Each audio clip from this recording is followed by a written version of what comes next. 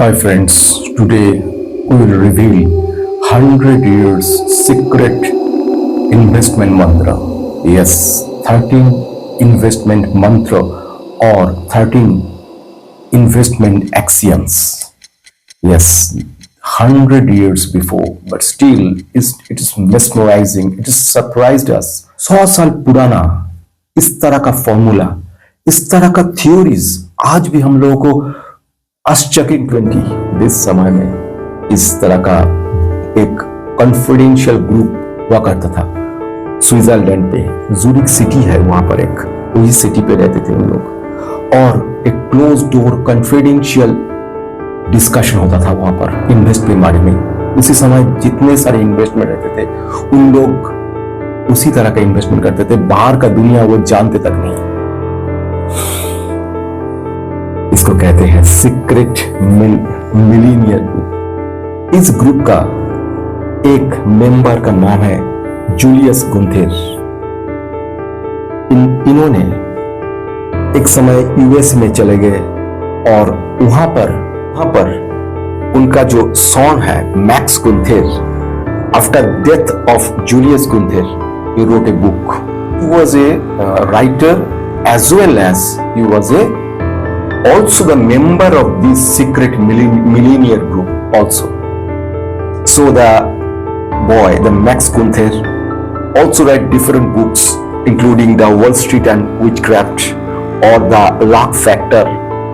इनका जो सबसे बेहतरीन बुक था, जो interesting book, the Zurich axiom, आज मेरे दोस्तों वही बुक का 13 फॉर्मूला है जो आज रिफिल करने जा रहा है हम। तो welcome back to my channel investor Mantra and the subject is 13 investment mantra, मेरा ही चैनल का मंत्र। डियर फ्रेंड्स, अब आ जाते हैं डिटेल्स थ्योरी के ऊपर। इसके अंदर बहुत सारे इंटरेस्टिंग फॉर्मूलाज एक के बाद एक अटैच किया हुआ है। अब जितना भी सो देखोगे, जितना भी इनको स्टडी करोगे, उतना ही क्लियर होते जाएगा आपका माइंड, और आप आहिस्ता आहिस्ता कंसंट्रेट कर पाओगे आपका इन्वेस्टमेंट के ऊपर, और आहिस्ता आहिस्ता आप स्ट्रॉन्गर बनते जाओगे और आपका माइंड क्लियर होगा कंसेप्शन के ऊपर, आपका इन्वेस्टमेंट के पावर के ऊपर, और आप जो इनका अंदर इन्वेस्टमेंट करोगे तो आप में कॉन्फिडेंस आएगा। आइदर एग्जिट और स्टे होल्ड, आपको किसी को पूछने की जरूरत नहीं पड़ेगा। इन लोगों ने 100 years before, just try to imagine, इन लोगों ने 1920 में जो ग्रुप था उसी के अंदर इस तरह का मॉडर्न थ्योरीज, जब ह्यूमन बिहेवियरल साइंस इन लोगों के अंदर इतना था, इन्वेस्टमेंट के बारे में, इन्वेस्टमेंट करने के बाद टेंशन के बारे में, सब कुछ आ जाते हैं। वेरी शॉर्टली, क्विकली हम कंसाइज करके एक छोटा सी जगह पर लेके आया है। आ जाते हैं एक के बाद एक। फर्स्ट पॉइंट लेके आता है वो है risk. That means number 1 point, ये रिस्क लेना एक इंपॉर्टेंट पॉइंट है। And urge is a common thing, मतलब आपको जितना भी टेंशन आए तो एक टेंशन आना इन्वेस्टमेंट के लिए ठीक है, हेल्दी है। मतलब किसी ने रिस्क ले लिया, इन्वेस्ट कर लिया, उसके बाद टेंशन फ्री होकर घूमने चले गए, दिस इज रॉन्ग।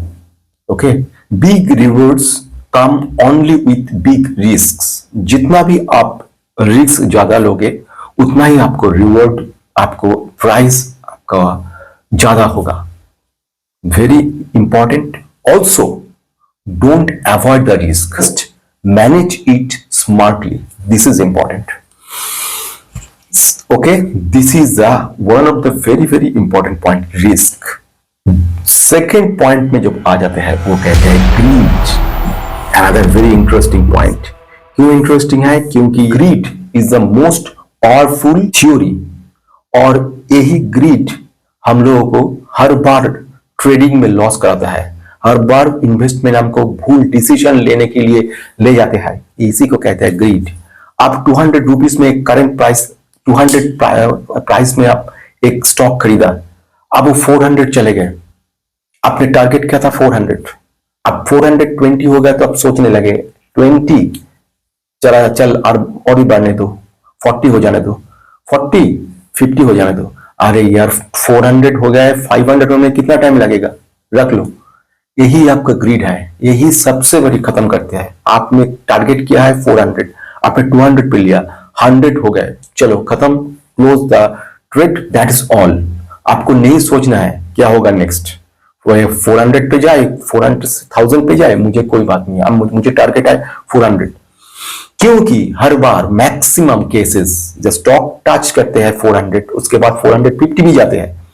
जब आप सपना देखते हो 500 के, तब ये स्टॉक 450 से लेकर घूम के फिर दौड़ के चले जाते हैं 200 पे, आपका लॉस करके चले जाते हैं।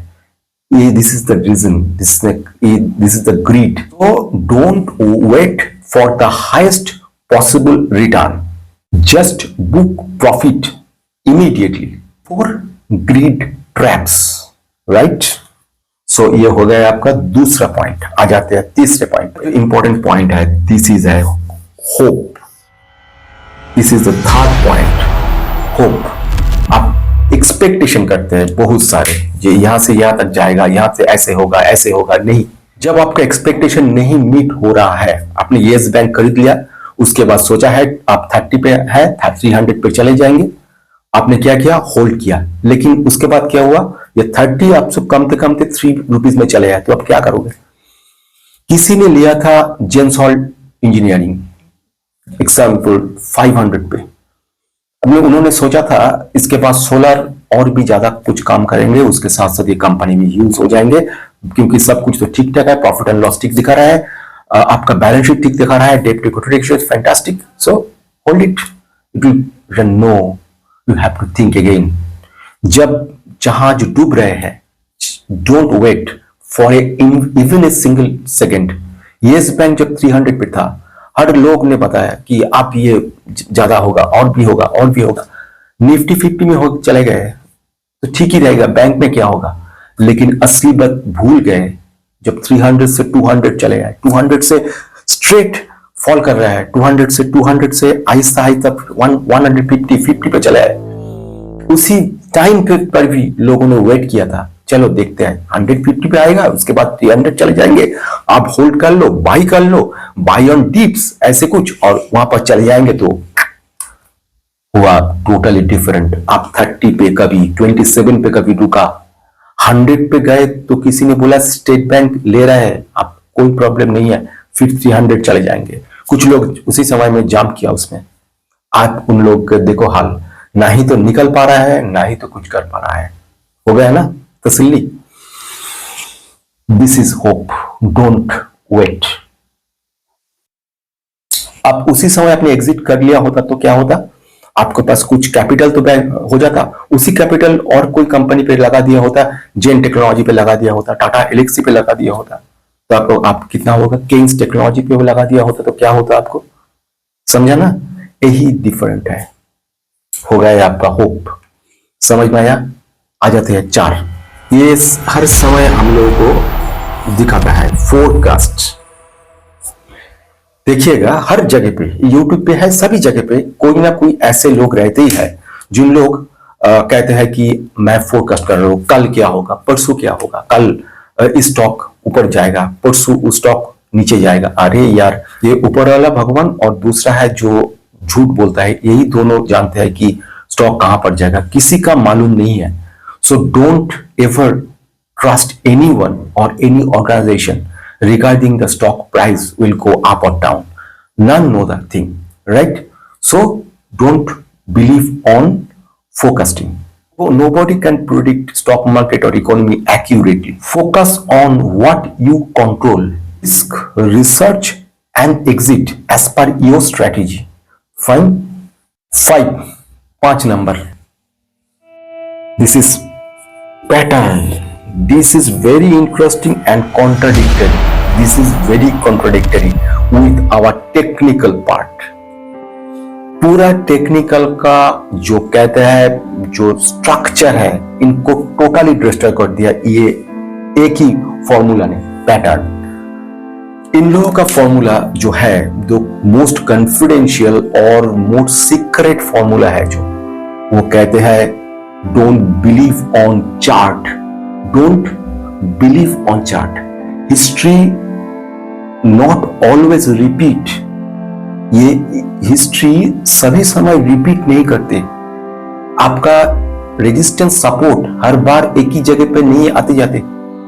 हर तरह का W फॉर्म, Y फॉर्म और जो कप एंड हैंडल पैटर्न और जो जैसे जैसे पैटर्न रहते हैं, जो RSI है, सब कुछ इनका कोई मायना नहीं है। इन लोग ऐसे कर रहे हैं कि ये जो भी कुछ होगा फ्यूचर में तो नहीं बोल सकते थे कि टेक्निकल कितना कहां पर जाएगा और नहीं जाएगा, लेकिन उसी समय तक उन लोगों का ऐसा ही कॉन्सेप्शन था कि टेक्निक कहता है कि history does not repeat periodically, don't rely on chart और पास्ट पैटर्न। इन लोगों ने ऐसे ही बताया हो गया है। Number 6, mobility. ये मोबिलिटी कैसे क्या है? Don't get emotionally attached with any stock, right? ये Tata Motors, Tata company, Tata group, Tata Tejas network, Tata Steel, don't believe on Adani और टाटा और Reliance, any type of group name or any stock speciality with a name with something, right? किसी ने कोई groups का हुआ, इसका मतलब ऐसा कोई भी गारंटी नहीं है। Don't emotionally attached with anything. आप जब देखिए आपका जो कंडीशंस है उन फील कर रहा है, आप उसमें आइए। जब देखिएगा उनका जो कंडीशन है फुलफिल नहीं कर रहा है, just out with exit with 0 totally. इसके अंदर टाटा ने लिया कि बाटा ने लिया, आपको इसमें कोई मतलब नहीं है, राइट? सोचिए, इतना साल पहले ऐसा सोचना था और आज भी लोग इस तरह का भूल करते हैं। ऐसा होता है कि नहीं?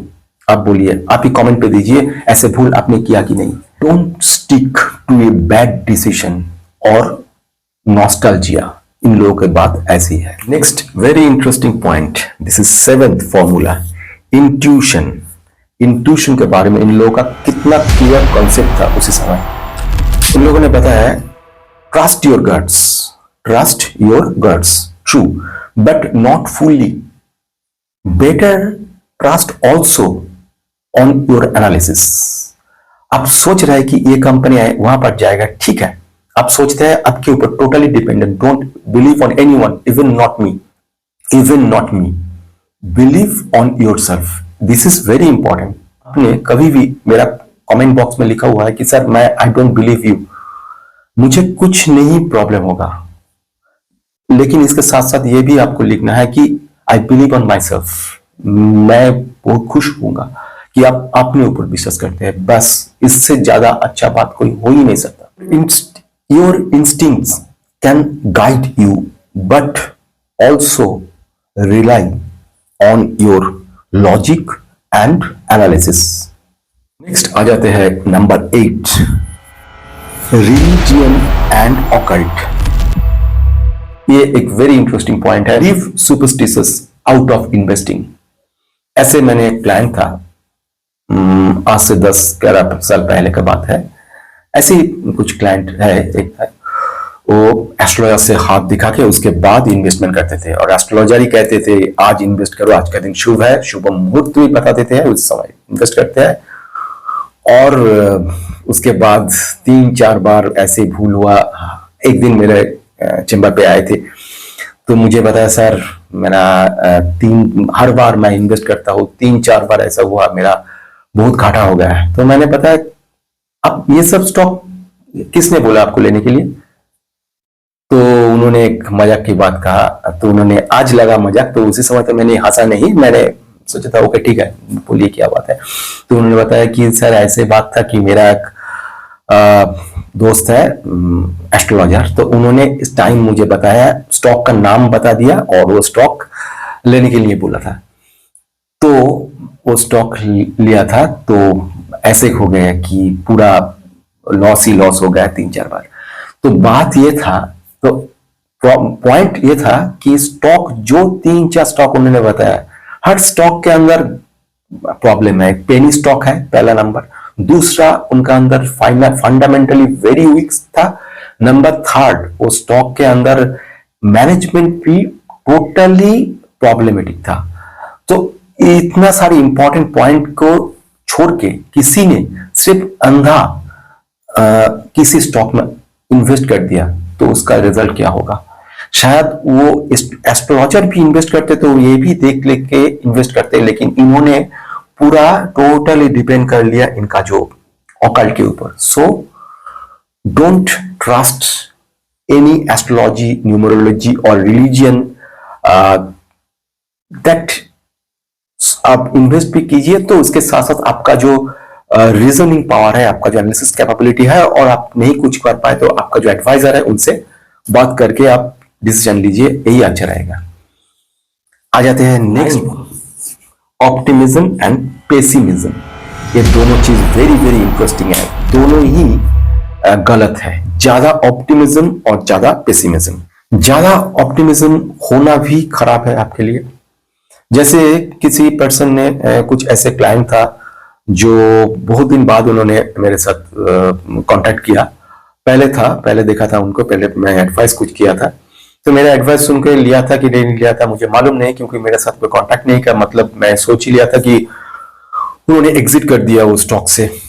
उसके बाद उन्होंने अपनी इंटरेस्टिंगली अपनी कॉन्फिडेंस से लेकर लिया था, उसके बाद लॉस के ऊपर लॉस हो गया, और उसके बाद 2-3 वर्ष बाद उन्होंने आया कि टोटली लॉस होकर आया है। तो प्रॉब्लम ये नहीं है कि लॉस किया है कि नहीं, अपने ऊपर ज्यादा कॉन्फिडेंस आ जाना अंधा की तरह, यही एक प्रॉब्लम आ जाता है। This is optimistic, powerful, most optimistic theory.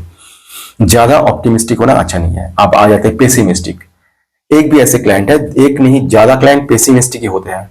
मैं उन लोगों को जब स्टॉक कुछ बोल देता हूँ, स्टॉक एडवाइस करता हूँ, तो प्रॉब्लम आ जाता है दूसरी जगह पे। उन लोग तो ले लेते हैं, लेकिन उन लोगों के अंदर नेगेटिविटी भरा है हर बार। अभी भी मैंने मतलब है, मेरा जो बेंगलोर चैनल पे आप थोड़ा सा देखेंगे तो कुछ ना कुछ कमेंट ऐसा रहेगा ही, सर आपने तो बताया था, दादा आपने तो बताया था ये स्टॉक, आज देखिए क्या है। क्यों? क्योंकि उन लोगों का अंदर नेगेटिविटी है। आपके अंदर इंडियन इकोनॉमी एक ना एक दिन हम लोग सेकंड पोजीशन में जाएंगे, इस तरह का ऑप्टिमिस्टिक होना क्या खराब है? नो। इस तरह का ऑप्टिमिज्म रहना की खराब है कि एक ना एक दिन हम लोग आहिस्ता आहिस्ता इंप्रूव करेंगे, खराब है? नो। आपको ऑप्टिमिज्म ऐसा रखना कि खराब है कि आज आपका इन्वेस्टमेंट पोर्टफोलियो सिर्फ 10 लाख का है, लेकिन एक दिन करोड़ छोड़ के चले जाएंगे, तो ये बोलना क्या खराब है, भूल है? नो। मतलब हम लोगों को सोचना है, हम लोगों को सोचना है पॉजिटिविटी के साथ। आज से ही नेगेटिव हो गया है, कल 30,000 टच करेगा, परसों लाख हो जाएगा। मिस्टर राकेश झुंझुनवाला बोल के गए हैं एक दिन लाख हो जाएगा, 1 लाख छोड़ के चला जाएगा हम लोगों का। तो फिर भी हम लोग सोच रहे हैं कि अब तो 29 पे है, अब तो 28 पे है, क्या होगा, कल क्या होगा, परसों क्या होगा। अरे देख रहे हैं आप इंडियन इकोनॉमी कहां पर जा रहा है, कहां था 5 वर्ष पहले, कहां था, आज कहां है। अब डोनाल्ड ट्रंप इतना सारे प्रेशर दे रहा है, टैरिफ के ऊपर टैरिफ चार्ज कर रहे हैं, टैरिफ के ऊपर 25% से 50% कर दिया। प्रेशर कितना कर रहे हैं, इंडिया में अंदर कुछ नहीं होने वाला है। मैं यहां पर आप लोगों को बोल रहा हूं, जो टैरिफ का चार्ज होगा ना, 50% भी हो जाएगा ना, उसके अंदर हम लोगों का जो जीडीपी है 6.5% के जगह पर 6% हो जाएगा। लेकिन प्रॉब्लम नहीं होगा। हम लोगों का जो हम लोग एक्सपोर्ट करते हैं, मैंने पहले ही बताया था कौन कौन एक्सपोर्ट हम लोग करते हैं, इन सब एक्सपोर्ट बंद हो जाएगा यूएसए के साथ, राइट। लेकिन जैसे कि टेक्सटाइल, राइट, जैसे कुछ ऐसे है श्रिम्प, राइट, लेकिन इससे खत्म कुछ नहीं होगा। हम लोग का पूरा साउथ एशिया है, हम लोग का पूरा साउथ अफ्रीका है, यहाँ पर उनके साथ साथ जो वेस्टर्न जो यूनियन है, यूनियन बाकी मतलब यूरोपियन यूनियन जो है, इसका अंदर है जो कनाडा है, जर्मनी है, इनके साथ जो बाकी सारे जितना भी है, फ्रांस है, हम लोग वहां पर चले जाएंगे। हम लोगों का एक्सपोर्ट वहीं पर हो जाएगा, कम नहीं होगा, ज्यादा होगा। एक के बाद एक रेवेन्यू खोलते जाएंगे और अमेरिका आहिस्ता आहिस्ता डाउन होते जाएंगे। अब तो उन लोगों ने बोला था ना इंडियन इकोनॉमी डेड हो जाएगा, अब सोचिए उन लोगों का इकोनॉमी कहां पहुंच जाएगा। आज जो कंट्रीब्यूशन वर्ल्ड वाइड जीडीपी ना, तो अराउंड 13 to 18% इंडिया दे रहा है, जहां तक अमेरिका दे रहा है अराउंड 11 to 14, राइट। तो कितना कौन दे रहा है इकोनॉमी, तो मतलब क्या है, इन सब बोलने का मतलब है ऑप्टिमिस्टिक। आपके अंदर ऑप्टिमिज्म है तो इन्वेस्टमेंट मार्केट में रहिए, नहीं तो यहां से जितना भी है सब कुछ लेके बैंक में एफडी कर दीजिएगा। रिस्क कल आपका क्या होगा कोई नहीं जानते, ठीक है। तो मतलब क्या, आप घर से नहीं निकालेंगे, ऑफिस नहीं जाओगे, काम नहीं करोगे, क्या होगा। सो रिस्क तो लेकर ही जाना है भाई, रिस्क कम हो ज्यादा हो, रिस्क आपको लेना है। आप बैंक में रख के रिस्क कम कर सकते हैं, लेकिन बैंक में अंदर ऐसे भी तो प्रॉब्लम आ सकता है कि आपको जो 5 लाख से ऊपर जो होगा डीजीसीए के अंदर है, 5 लाख से ज्यादा होगा तो बैंक के अंदर कुछ प्रॉब्लम हो जाए तो आपको नहीं भी मिल पाए तो आपको क्या होगा। पॉइंट जो है वो है consensus. Very very interesting point है दोस्तों। This is 10th axiom, right. In axiom के अंदर वेरी इंटरेस्टिंग कुछ बात कहा है। वो लोग जो स्टॉक के बारे में ज्यादा कह रहे हैं ना, जस्ट अवॉइड दिस स्टॉक। सोचिए 100 years बिफोर इन लोगों ने सोचा था कि ऐसे कुछ बात हो सकता है। आज जेनसॉल इंजीनियरिंग कितने सारे लोग वहां पढ़ चुका, क्यों? क्योंकि लोग सोचते हैं अब वहां से बहुत सारे रिटर्न आएगा। बड़े बड़े जितना भी लोग हैं सब जेनसॉल करके एडवर्टाइज में किया था।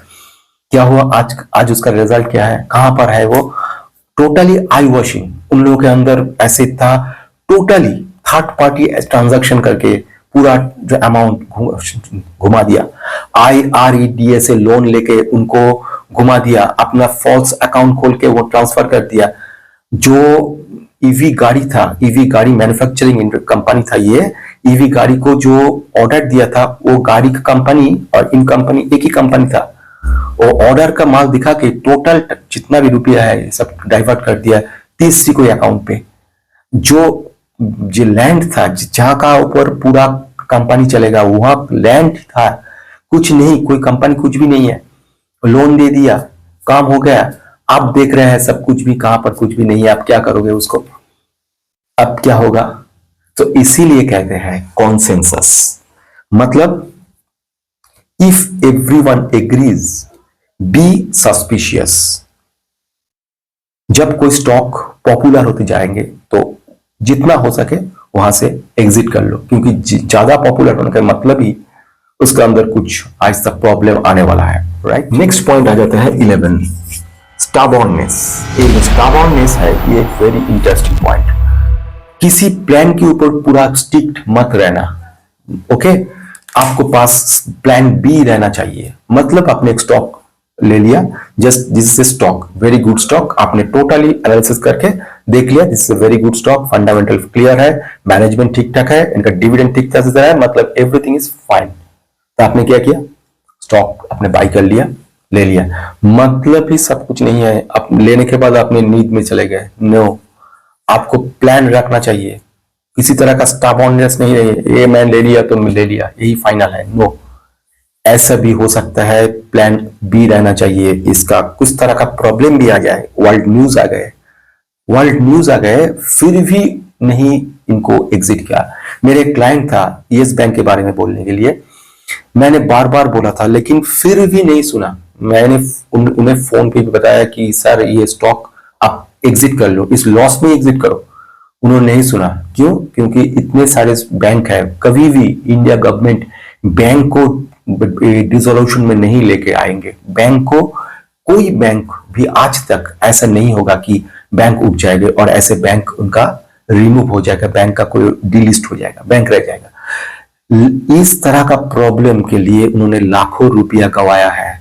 उन्होंने इन पर्टिकुलर स्टॉक में इन्वेस्ट किया है और उसके बाद ये 200 रुपीज करंट प्राइस पे इन्वेस्ट किया था उन्होंने, आप आ गए हैं 25 रुपीज में। 85 to 90% लॉस में है, स्टिल उन्होंने पकड़ के रखा है। आज ना कल ना परसों उनको स्टॉक फिर से आएंगे, पूरा जो जितना भी अमाउंट है बस वहां पर अटक गया है और अभी तक उनको रिटर्न मिलने का कोई भी पॉसिबिलिटी नहीं है। Okay, so this is the very very important point, don't use stubbornness. A very interesting word. If something is not working, admit it. So change the plan. Ego is expensive. Don't use in investing. Very interesting point. That is planning. Number 12. यहाँ पर एक contradictory जगह create करते हैं long term investor के साथ।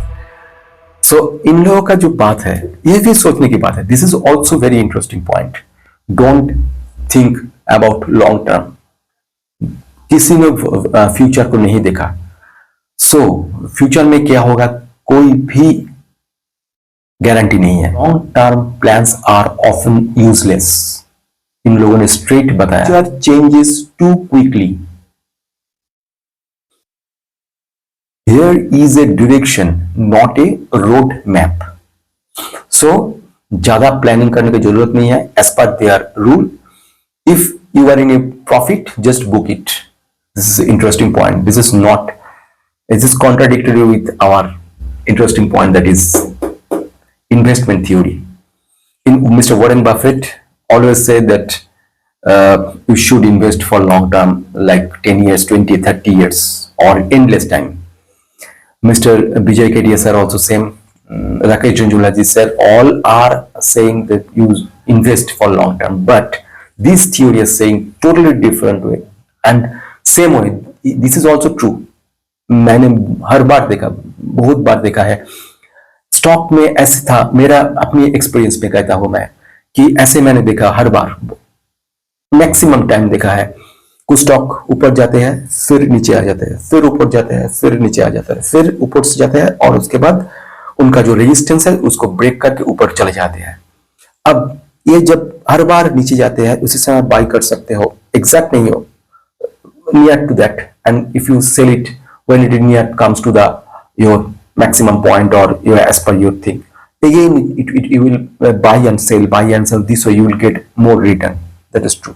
Same way you will not gate A compound facility. इनका जो डिविडेंड है ये आप नहीं मिल सकते आपको, और कंपाउंडिंग का जो फैसिलिटी है ये भी आपको नहीं मिलने वाला है। This is also important point, very interesting point. Yes, surprises. Surprises का मतलब है सब कुछ के लिए आपको रेडी रहना है। Expect the unexpected. ऐसे भी हो सकता है जैसे कि नेचुरल कैलामिटीज कुछ हो जाए, वायर हो जाए, वर्ल्ड वाइड जैसे कुछ वायर आ जाए, आपका कुछ पैंडेमिक्स कुछ आ जाए, और कुछ ऐसे कुछ रह जाए। आपको बैकअप प्लान रखना चाहिए। आपको always have a backup plan. So यही है आज का डिटेल्स फॉर्मूला।